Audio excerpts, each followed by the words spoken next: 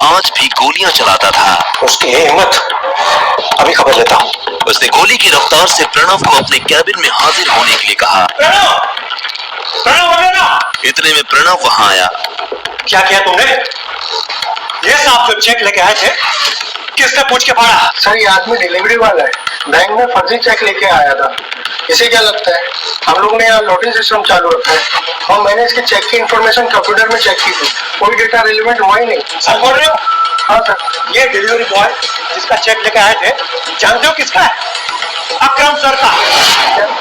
हाँ, और इनके साथ जो तुमने किया वो तो ठीक है, लेकिन अकरम सर को मालूम पड़ेगा कि तुमने उनके चेक का क्या हाल किया है, तो वो तुम्हारा क्या हाल करेंगे, जानते हो ना? चेक कहाँ है? सर, ये राज। तुम्हारी हिम्मत कैसे हुई? एक काम करो, टेप से इस चेक के टुकड़े को, एक एक टुकड़े को अच्छे से जोड़ो। क्या सर? हाँ, और ये असाइनमेंट के बाद मैं तुम्हें नौकरी से निकाल रहा हूं। You will be fired! Sir, लेकिन मैंने क्या किया है? नौकरी से निकाल दूंगा ये तो सुन लिया, लेकिन उससे पहले जो मैंने कहा वो सुनाई नहीं दिया।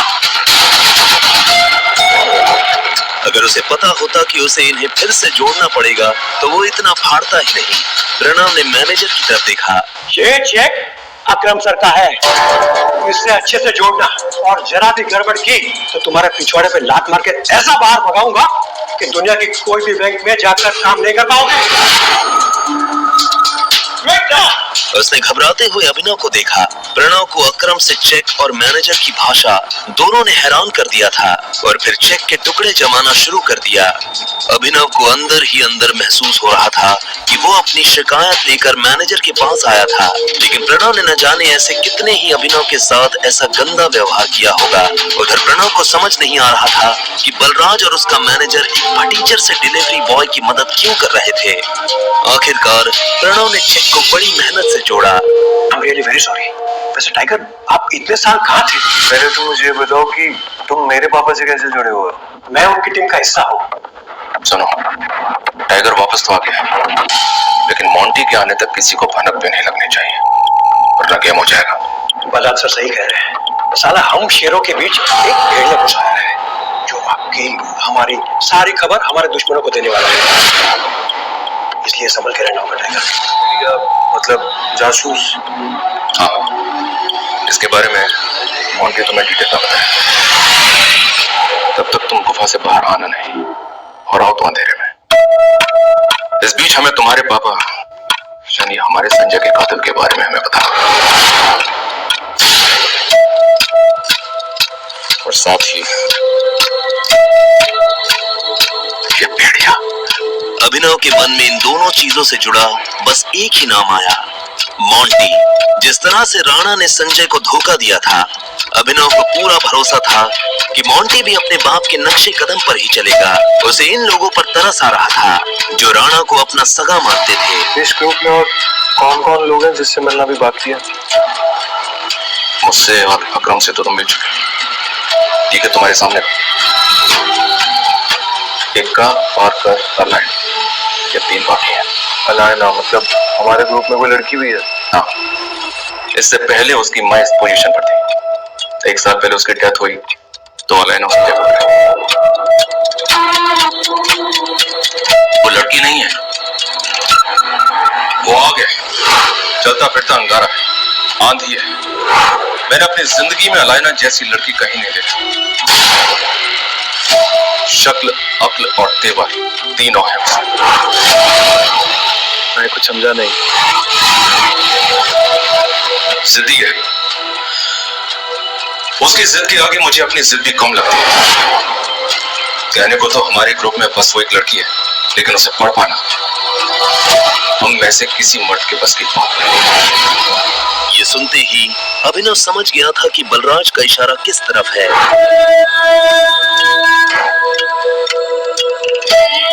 अलायना को ये मनमाना कि वो टाइगर है अभिनव के लिए भारी होने वाला था। फिर भी अभिनव को ये चैलेंज लेने में मजा आ रहा था।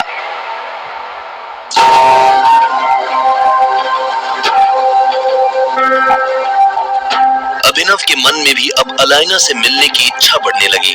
इतने में मैनेजर यानी डीके ने कहा, बहुत जल्द आप उसे मिलोगे, लेकिन वो लड़की आपसे मिलेगी पता नहीं। मुझे नहीं लगता कि टाइगर के लिए उसे मनाना मुश्किल। जैसा मैंने सोचा था ऐसा लड़का नहीं है। बलराज की ये बात सुन डीके के कान खड़े हो गए। बलराज सर, लगता है टाइगर ने आपको रिंग में पक्का है क्या? ये सुनते ही बलराज जोर से हंसा और उसने हाँ में सिर हिला दिया। उसे देख डीके भी जोर जोर से हंसने लगा। हाँ, वैसे टाइगर, अभी आपको कितने पैसे की जरूरत है? मैं दे देता हूँ। बाद में अकरम सर के ऑफिस से मैं चेक इशू करवा लूंगा। फिलहाल तो मुझे 1 करोड़ रुपए चाहिए और बाकी के 49 करोड़ मेरे नए अकाउंट में डलवा दो। ठीक है, मैं करा दूँ। ये सुन डीके उसके लिए पैसे लेने चला गया। राज, ये अलाइना जो भी लड़की है, इसके बारे में और क्या जानते हो तुम? ऐसे तो सब कुछ जानता हूँ मैं, पर वैसे कुछ भी नहीं। मेरा मतलब बलराज, तुम्हें पता है मेरा क्या मतलब? हाँ, मैं जानता हूँ तुम्हारा मतलब। बस उसे अपनी तरफ से चिढ़ने का या गुस्सा होने का मौका मत देना, और ना ही उसके पीछे कुत्ते की तरह जी लेना। और जोक तो बिल्कुल भी मत मारना। जोक मारने वालों को जान से मार देना। वैसे तुम्हें अब ये गाड़ी की जरूरत है। मैं अपने मैनेजर को बोल, तुम यहाँ से सीधा ग्लोब मोटर्स जाओ, वहां एक गाड़ी तुम्हारा इंतजार कर रही है। ऐसे मैं अभी बढ़ रहा हूँ, बाकी जब तुम गद्दी संभालोगे तो उसका डबल दे देना मुझे।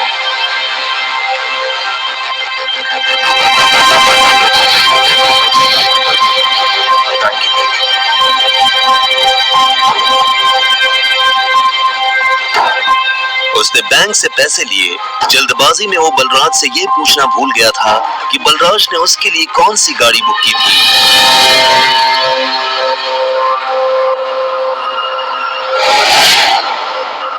जैसे ही वो अंदर गया तो उसने देखा कि शोरूम का मैनेजर दरवाजे पर खड़ा होकर किसी का इंतजार कर रहा था। मिस्टर अभिनव अग्रवाल? मैं ही हूँ अभिनव अग्रवाल। ऐसा आइए प्लीज, चलिए। कुछ देर बाद अभिनव एक गैराज में आ गया था। मैनेजर उसे उसकी गाड़ी के पास लेकर आया। सही है गाड़ी, मैं पेपर्स रेडी करवाता हूँ, तब तक गाड़ी देख लीजिए। वो एक बहुत ही महंगी सी गाड़ी थी। बलराज ने जानबूझकर उसे पुराना करवाया था ताकि कोई भी अभिनव पर उसकी गाड़ी की वजह से शक न करे। पर जब अभिनव ने गाड़ी के अंदर देखा तो उसे बहुत अच्छा महसूस हुआ।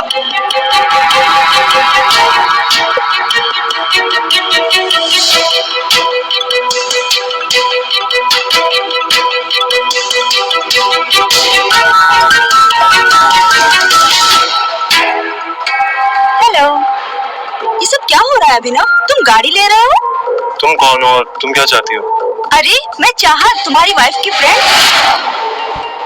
अभिनव ने चाहत को अकरम की पार्टी में देखा था।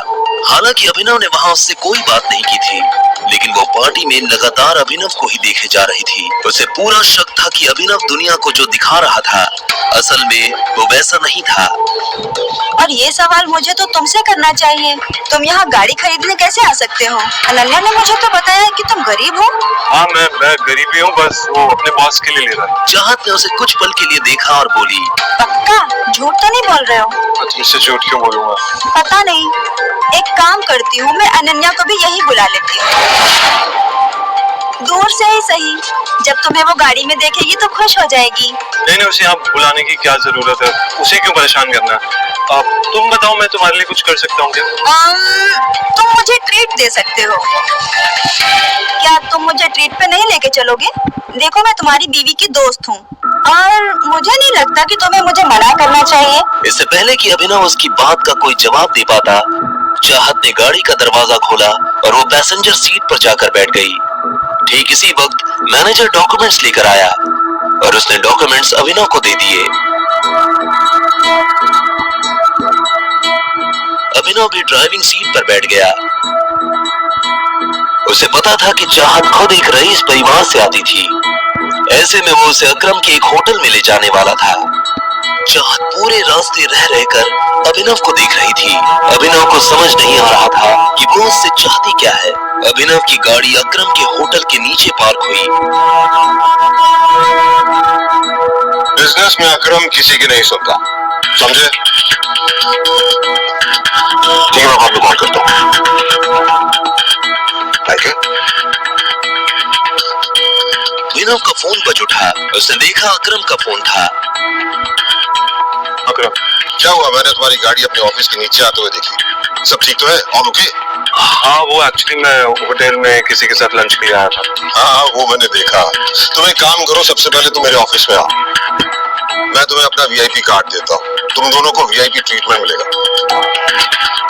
क्या हुआ, चले? तुम यहीं रुको, मुझे एक इम्पोर्टेंट काम है, मैं वो निपटा कर आता हूँ। चाहत उसे जाते हुए देख रही थी। वो अच्छी तरह से जानती थी कि ये अकरम का ऑफिस है, लेकिन अभिनव वहाँ क्या करने जा रहा था।